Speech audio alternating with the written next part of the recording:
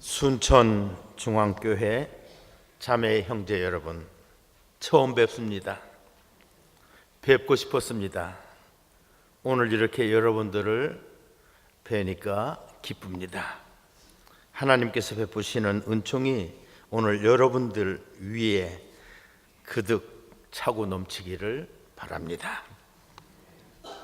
전 세계 교회가 함께 사용하는 교회력에 대해서 아까 홍 목사님이 말씀해 주실 때 제가 참 기뻤습니다. 이 교회력이 있음에도 불구하고 우리나라 교회들이 오랫동안 잊고 있었는데 아마 여러분들의 교회에서도 교회력에 따라서 이렇게 성경을 읽으시고 또 말씀을 들으시고 하는 것 확인을 했습니다. 교회력으로는 다음 주일 11월 25일은 교회력의 마지막 주일입니다.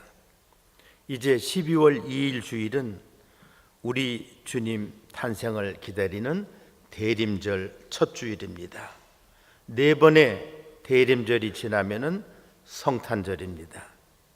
오늘은 추수감사주일이기도 하지만 하나님께서 오시는 것을 기다리는 시간, 대림절이 임박한 기간으로 접근하고 있는 시간이기도 합니다. 오늘 추수감사주일을 맞아서 우리가 지난 한 해의 결실을 뒤돌아보고 동시에 새로운 한 해를 구상해 보려고 합니다. 또 한 해를 경영할 때 아무쪼록 하나님께서 지혜와 희망과 용기를 우리 모두에게 넉넉하게 베풀어 주시기를 바랍니다. 지난 한 해 농사만이 아니라 우리의 삶을 꾸려가는 여러 분야에서 각자 맡으신 일을 경영하시느라고 여러분 모두 참으로 수고 많으셨습니다. 지금까지 최선을 다해 살아오셨고 그리하여 올해 수확이 남달리 풍성하셨던 분들께는 그러한 결실을 거두시기까지 흘린 땀과 노고가 크셨을 것입니다. 그런 분들에게도 치하의 인사를 드리고 싶습니다. 여러분 정말 수고 많이 하셨습니다.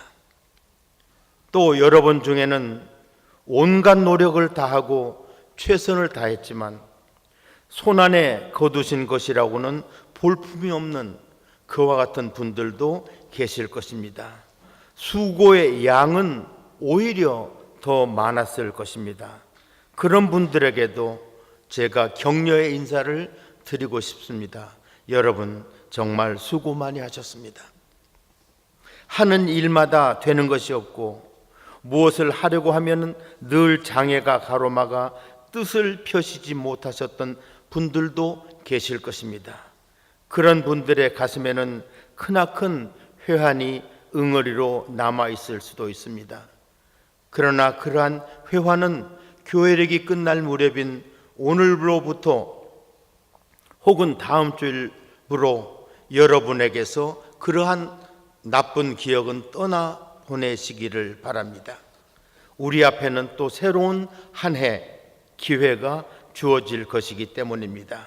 지금까지 살아오시는 동안 실패를 거듭하신 분들께도 제가 격려의 말씀을 드리고 싶습니다. 여러분 정말 수고 많이 하셨습니다. 주어진 일이면은 무엇이든지 평생 성실하게 했음에도 불구하고 이젠 기운이 없어져서 길거리에서나 공원 벤치에 앉아서 먼 곳을 하염없이 바라보시는 한가한 분들도 계실 것입니다. 그러나 일평생 얼마나 수고를 많이 하셨습니까? 정말 수고 많이 하셨습니다.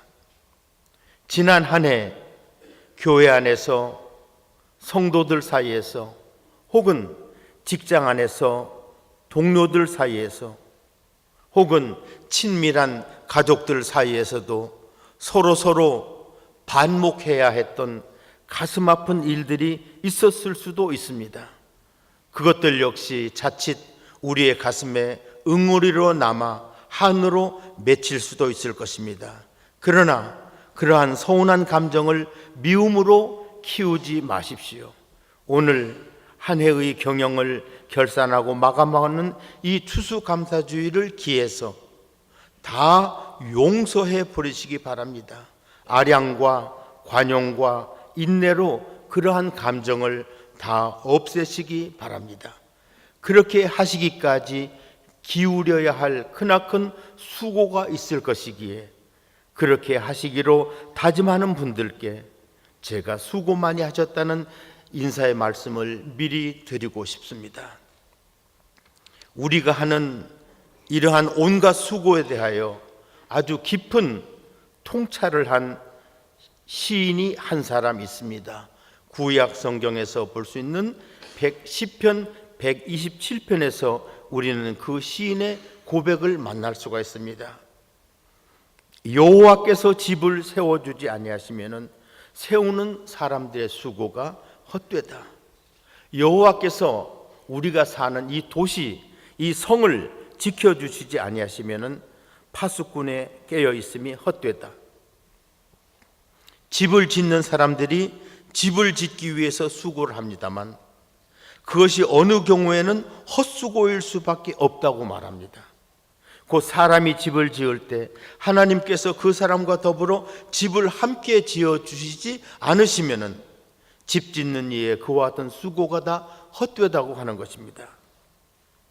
경계병이 잠을 자지 않고 깨어서 성을, 도시를, 휴전선을 지켜도 하나님께서 그 경계병과 함께 깨어서 함께 지켜주시지 않으면 경계병이 깨어 지키는 것도 다 허사다 하는 것입니다. 시인은 또 이렇게 말합니다. 너희가 일찍이 일어나고 늦게 누우며 수고의 떡을 먹음이 헛되도다. 우리가 좀 더 잘 살아보려고 아침 일찍 일어나서 일터로 나가고 해 있을 때뿐 아니라 해가 진 다음에도 잔무다, 야근이다 하여 일을 하고 밤늦은 시간에 귀가하여도 그렇게 벌어서 먹고 산다고 해도 하나님께서 우리들과 함께 해주시지 않으시면은, 하나님께서 우리 편이 되어주시지 않으시면은 우리의 이러한 온갖 노력과 수고가 다 헛되다는 것이 이 시인의 고백입니다. 이제 우리가 이 시편 시인에게 묻고 싶은 것이 있습니다. 우리가 하는 일을 하나님께서 해주신다는 것이 무엇인가 하는 것입니다. 이 시인이 그 다음 구절에서 한 말이 있습니다. 그러나 쉽게 이해되는 말이 아닙니다.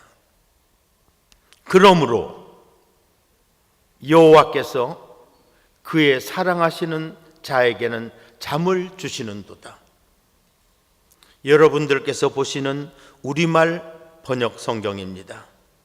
이 구절이 들어있는 전후 문맥과는 무관하게 우리나라 교인들 중에 특히 잠을 많이 자는 분들, 예배 시간에 앉자마자 꾸벅꾸벅 조는 분들 중에서는 이 구절을 잘 알고 있는 분들이 참 많습니다.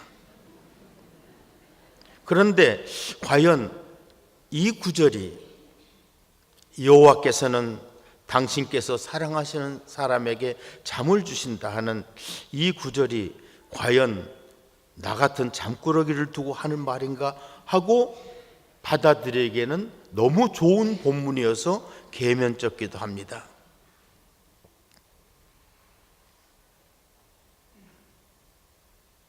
그런데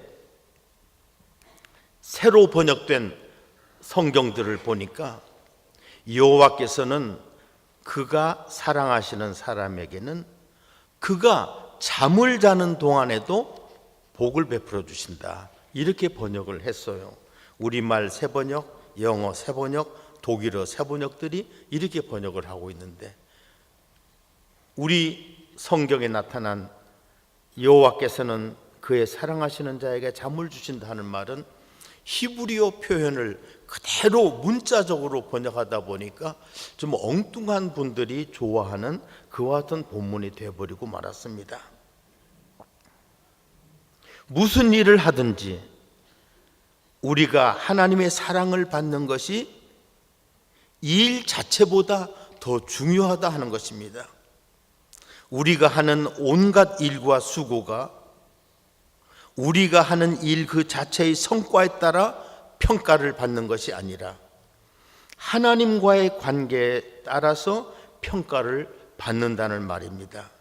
이것은 우리의 상식을 뒤집는 것입니다.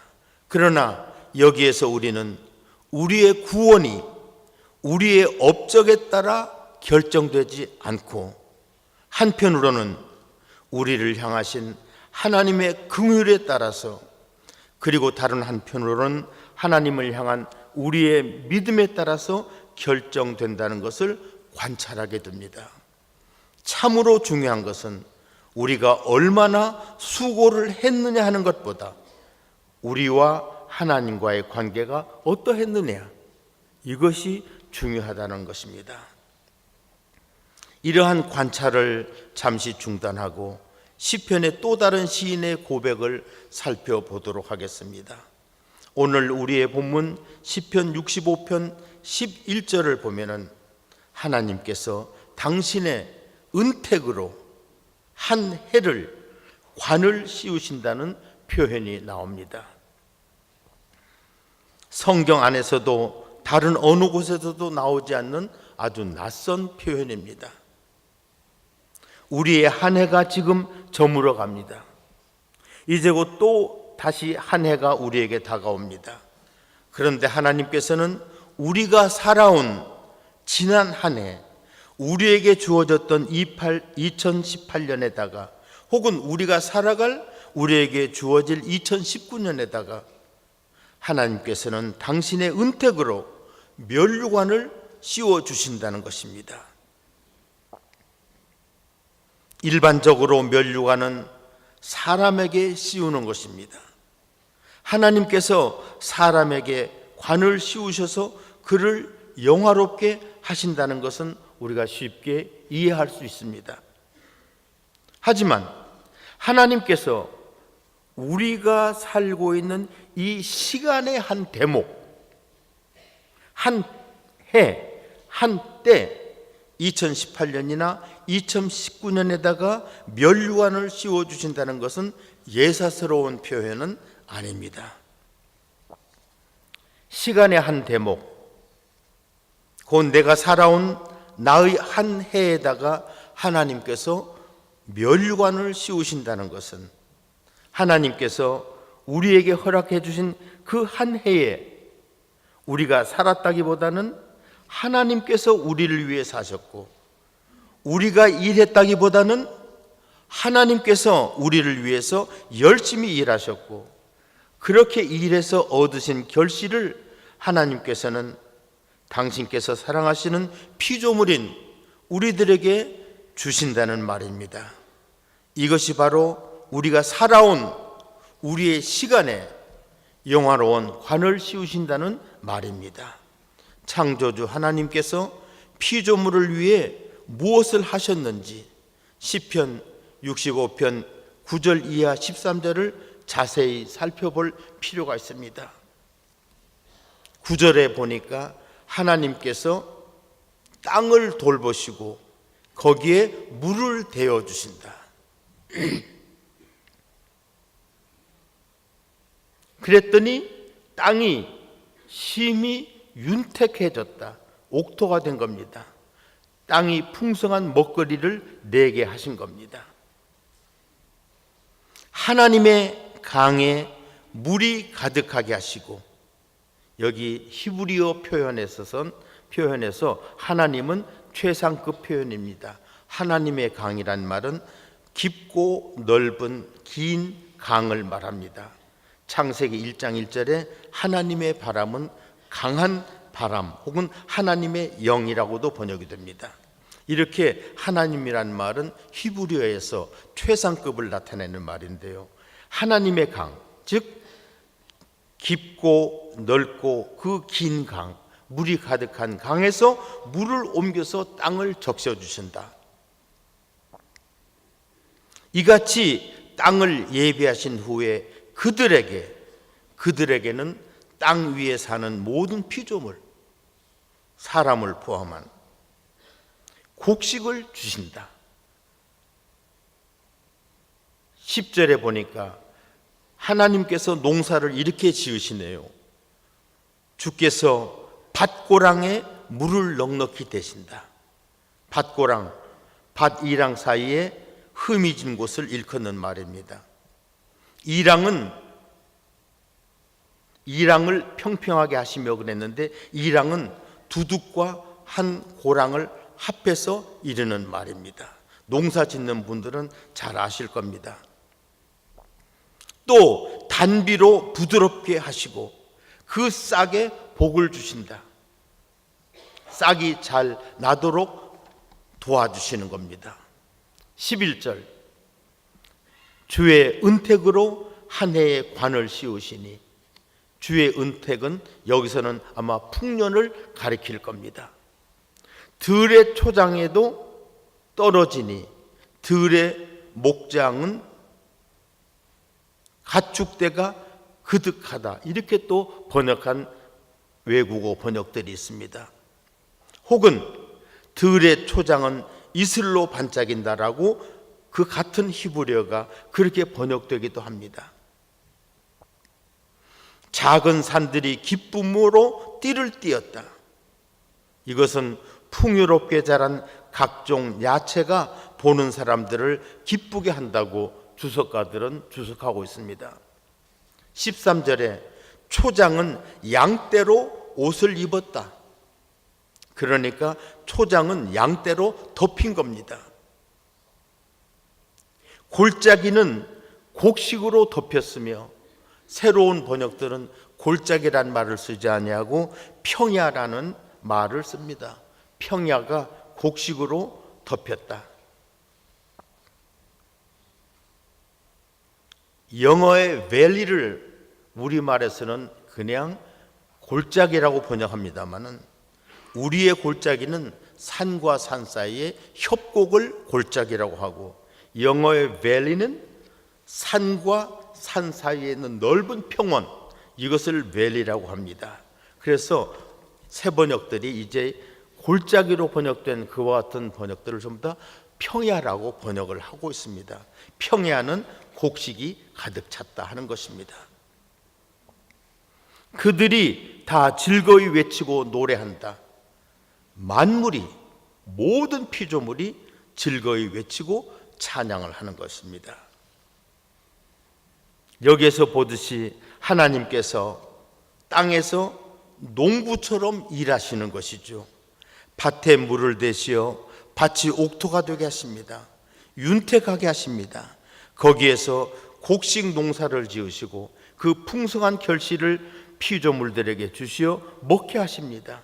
하나님께서 농사 짓는 모습이 아주 구체적으로 이렇게 상징적으로 묘사되어 있습니다. 강에 물이 넉넉하게 흐르게 하시고, 하나님께서 관리하시는 그 강은 그 이름 하나님의 강에서 보듯이 아주 물이 많고 깊은 강인데, 하나님께서는 강물로 밭고랑에 넉넉히 대어 주십니다. 물될 옥, 흑토, 옥토를 만드시려고 하나님께서 비를 내리셔 땅의 흙을 부드럽게 하신다고 합니다. 땅에 복을 베푸시어 거기에 뿌려진 씨가 잘 자라게 하십니다. 푸른 초장은 양떼로 덮이게 하시고 들에는 곡식이 무르익게 하십니다. 이것을 두고서 시편 시인은 주님께서 당신의 은택으로 한 해에 관을 씌우셨다, 이렇게 표현하고 있습니다.